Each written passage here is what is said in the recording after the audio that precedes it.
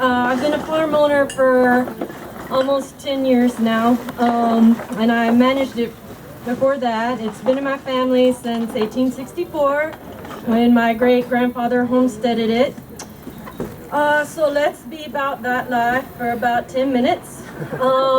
So I'm going to start with reading my diary from the 4th grade. I think Michael Williams has a crush on me. I have one on him. He winked at me. That was a few months ago. It's important to write these things down. Yeah. Michael Williams, we rode the bus together. We rode the bus home. So we were farm kids. But the first boy that I kissed was also on the bus, in the back of the bus. And I was like kindergarten or 1st grade. And he was a ranch kid. He was a year older than me, and he dipped. But, you know, there was no tongue, so it was all right.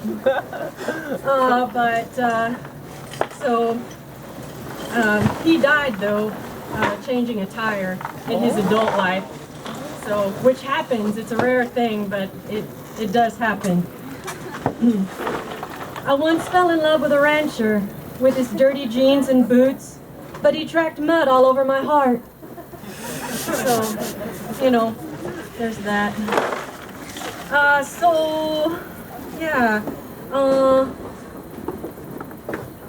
my parents were older when they had me. They both had a story about the one who got away, and then they ended up with each other, like, oh, we'll get married. It'll be no rose garden, but we'll give it a try. And they didn't intend to have children, but they accidentally had me. And then they were like, oh, well, I guess we should have some more, but then too late. I barely got here. So, so my father passed away about 10 years ago, but about maybe 3 years ago, 4 years ago, I was going back to the farm just to check on things. And the farmhouse had gotten broken into. There's a trailer home there too. It got broken into, but you know. But when my dad had passed away, I had to, you know, there was a lot that had to be done. Like, I inherited like 12 guns. I had to, fucking had some guns. I just had to get rid of those guns, and I was like, oh, I never touched a gun. Oh, so, too phallic-y. Whatever. So, like, you know, pistols, revolvers, or not revolvers, handguns, you know, shotguns, rifles, various designation of firearm.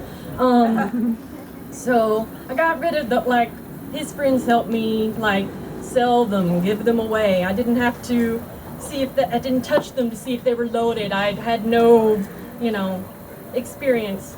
But then, so the farm gets broken into, and I'm looking around. I'm all by myself. Like, sometimes I'll have somebody with me, one of my dad's friends, but I went by myself this time. So into a broken into home by myself, out in the middle of nowhere, that if you scream, no one's going to hear you. So, and I'm just checking things out, seeing what's missing. Things have just been gone through, you know, whatever. And then I'm in my little girl bedroom, like, it's a time capsule. Nothing's changed. My parents separated when I was 11, and it's just there's a hula hoop hanging on the wall. There's a poster of a fawn. There's a poster of a puppy. Michael Jackson sticker on the door. But anyway, so I'm in my little girl bedroom, and there's 2 closets. There was my closet, and there was my dad's bachelor closet that I wasn't allowed into, but of course I went through that, like, later. But there was a gun sticking out, like a rifle. I was like, oh my, well, I gotta, you know, deal with that. I can't just leave it. It's been broken into, it could get stolen. So I didn't want to have a loaded gun in the car, so I braced myself, and I got really stiff because I don't know, is it gonna kick back? What's it gonna do? So, and then I fired it, and it was fucking loaded, and this just shot of adrenaline just went through me, and then it's just like poster of fawn, bullet holes in a wall, you know, the juxtaposition of it. But yeah. So that night I had a steak dinner, and then Later that night, I also had some whiskey. Yeah, so I'm gonna do that now. Yeah. Not quite Dos Equis, but close. Yup. Oh, feel the burn. So,